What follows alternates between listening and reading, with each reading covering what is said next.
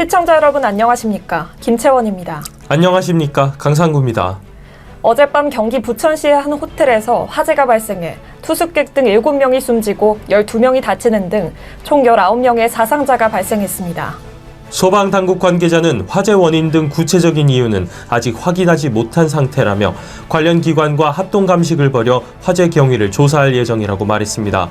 한편 이상민 행정안전부 장관이 오늘 오전 경기 부천시 호텔 화재 현장을 찾아 사고 수습에 총력을 다할 것을 지시했습니다.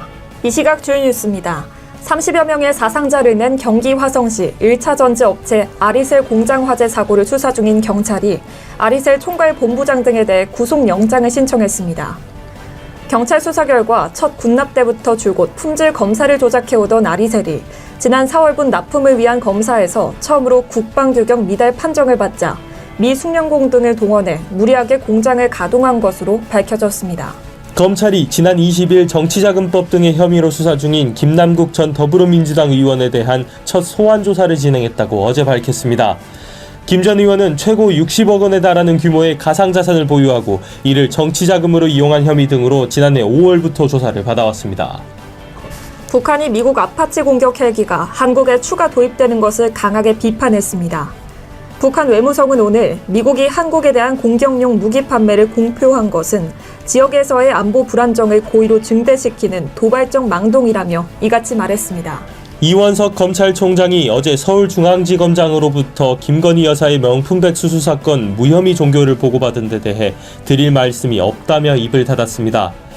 사건 당사자인 최재형 목사는 오늘 중에 수사심의위원회 소집을 요청할 예정입니다. 윤석열 대통령이 2024 파리올림픽 선수단 격려 행사를 개최하고 선수들을 만나 만찬을 함께했습니다.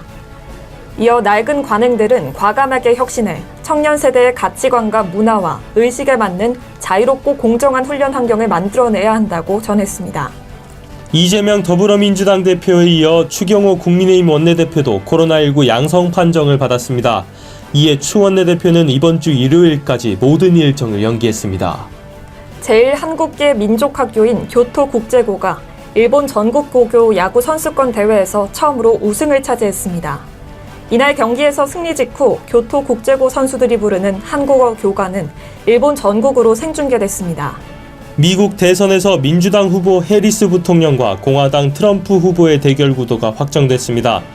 해리스 부통령은 후보 수락 연설을 통해 통합과 상식의 대통령이 될 것이라면서 김정은과 같은 독재자의 비위를 맞추지 않을 것이라고 말했습니다. 오늘날 우리는 편안한 환경을 꿈꾸지만 때로는 어려운 상황 속에서 진정한 성장과 발전이 이루어집니다. 고대 중국 문명이 척박한 황하에서 꽃을 피웠듯 시련은 우리를 더 강하게 만드는 법이죠. 역경 속에서도 희망을 잃지 않고 끊임없이 도전하는 것이야말로 진정한 성공의 비결입니다. 이 시각 주요 뉴스였습니다. 구독과 좋아요를 눌러주시면 더 좋은 뉴스로 보답하겠습니다. 지금까지 김채원, 강상구였습니다.